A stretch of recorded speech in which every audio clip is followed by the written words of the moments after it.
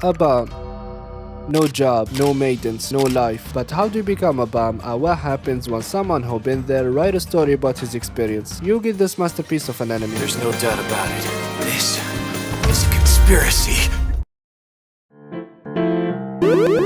Sato is a bum, a college dropout on his 4th year of unemployment, just rotting away in his apartment, drowning in his own thoughts, while the neighbor blasts loud-ass anime music through the walls. Enough, I'ma tell that asshole to turn it off, but the door feels so far away, and the voices, they're getting louder. He should be ashamed of himself. People like him are disgusting.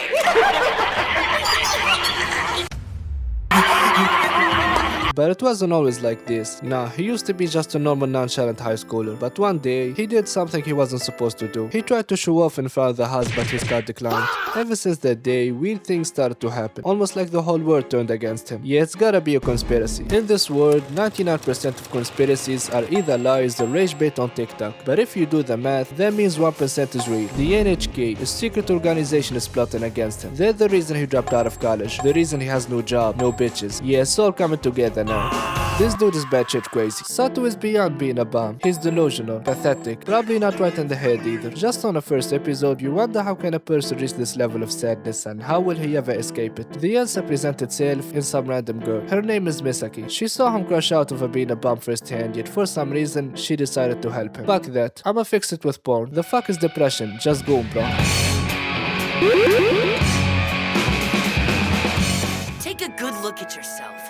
Right now, you're nothing but an ugly, pathetic, filthy pervert. In Japan, they call them Hikikomori, or neat. People who completely withdrew from society and refuse to go out of their home. You probably recognize them as the fat dude that gets hit by a truck on the first episode of every isekai ever. But this is actually a real thing. It goes beyond being lazy or scared of a job application. These are real people that either gave up on society or society gave up on them. Sato is one of those people. The first episode might have you thinking he's some delusional clown who's only 1 inch away from being an Epstein disciple. But no, he's smarter than that. He knows it's all his fault, but it's easier to blame it on something else. So when Misaki tries to help him, he says no, because accepting her help is like accepting he's the one to blame. He instead decides to make a hentai game with his neighbor to prove he has a job. Now he's half an inch away from Epstein. The show loves its dark comedy. Some of the scenes are really funny, but at the same time, they're really uncomfortable. No matter how ridiculous it gets, there's always something real underneath. You'll unexpectedly find yourself feeling bad for Sato, or even related to him. He's not just some random anime character to laugh at. He feels real, almost too real, because in a way, he is. The original author Tatsuhiko Takimoto was also Hikikomori. He wrote Welcome to the N.H.K. while struggling with depression and social withdrawal himself. That's why the dialogue feels so disturbingly authentic. It doesn't sound like someone imagining loneliness, it sounds like someone who's been there. The N.H.K. in real life is the Nippon Hoso Kyokai, Japan's equivalent of the BBC, so they're seen as one of the reasons for the rise of otaku and neat culture. A real life conspiracy. Even the hentai game mirrors the creative journey he had while being a shonen, how awful it is to be passionate while feeling like absolute shit. I relate to that, and so does Sato. He eventually gets sick of pretending and accepts Misaki's offer. The angel would even help a garbage person like himself, except she is no angel or savior. She doesn't really know what she's doing, but even so, she's still a person, a real one who's willing to help and stick with him through the dark times. They even have a little romance going there. Hush now, darling, close your eyes. Let the moonlight. So what does he do? He pushes her away and runs with another girl. What the fuck? Back when I was in high school, I guess I thought it was cool not to care about anything. I didn't care about studying, about romance, about friendship. Thinking like that is probably what made me into a Hikikomori.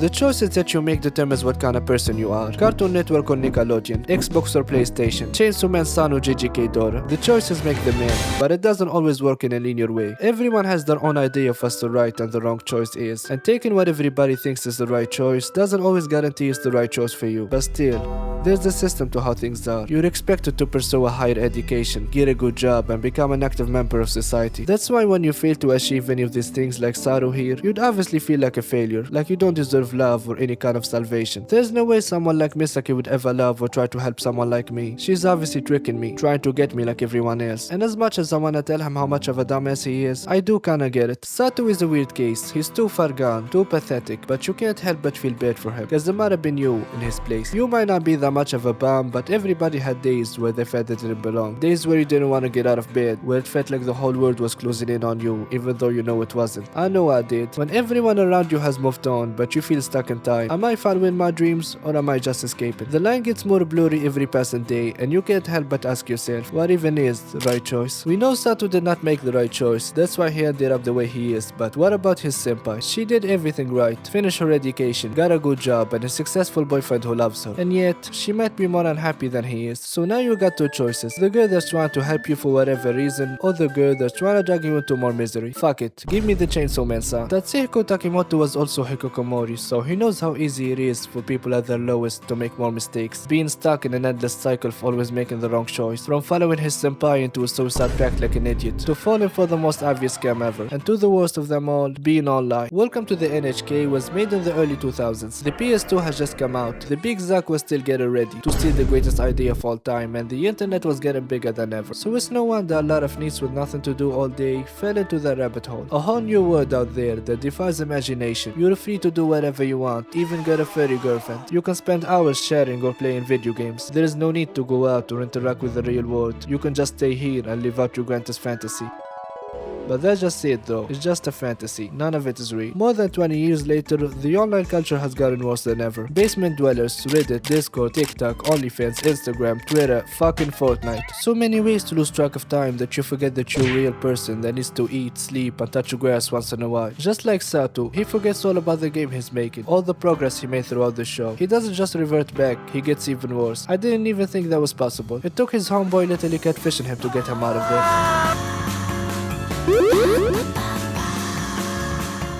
Wouldn't it make things easier if you just admitted that you're a complete failure?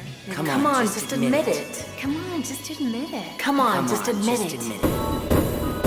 The N.H.K. in the show is the Nihon Hikikomori Kyuka, a conspiracy that's responsible for ruining Sato's life, but the more the show goes on, the more obvious it becomes. There is no conspiracy, it's him, his own fear and self-hatred, the feeling that he's already fallen too far behind to come back. That's what keeps him trapped. But the show doesn't punish you for escapism, it doesn't call you a bitch-ass loser either. Tatsuhiko Takimoto knows better than to kick someone who's already down. Instead, it shows you a glimpse of what it means to be lost. It's not just Sato, all the other characters have their own story. Yamazaki, the senpai, the class priest and her brother, all the other dudes in the island. Everybody's trying to fill something missing in their life. You will relate to at least one of them. Even Misaki, the one who's acting like the savior in the story, probably got it worse than everybody else. I don't get it. This is an enemy. Things are supposed to work out. We're supposed to have a resolution and a closure for all these characters. That's how storytelling usually works. But Welcome to the N.H.K. doesn't really do that. There's no happy ever after. Life just keeps moving. The Erogi game, the thing they put all their time, energy and hopes into, completely flops, barely sells any copies. And yet it wasn't a waste of time. The game was probably shit, but it's proof they exist, that they cared about something enough to try, and sometimes that's all anyone can really do. Sato does eventually stop being a bum, not because he found some grand answer to life, it's just not an option anymore. Think about it, how does a bum keep being a bum? It's because he got a gaming PC and a good Wi-Fi. Someone pays for all his shit, keeps food in his table and a roof over his head. It's why so many Hikikomori in Japan were able to isolate themselves for years, because as sad as it is, their parents never gave up on them. But when you take all of that away, when the bills stop getting paid, you start to starve and don't have enough money to DoorDash anymore. Even the stinkiest of basement dwellers will have to get off their ass and get a job. By the end, Sato and Misaki don't really save each other. They just stop trying to carry everything alone, and maybe that's enough. The show understands something a lot of stories don't. We're all humans. We're all lost in some way. Everybody feels worthless sometimes, but we keep going. No one can do it alone. That will only lead to depression, loneliness, and watching romance anime. We all struggle, we all suffer, and we all need a human connection. The moment you accept that, maybe that's when life starts moving forward again.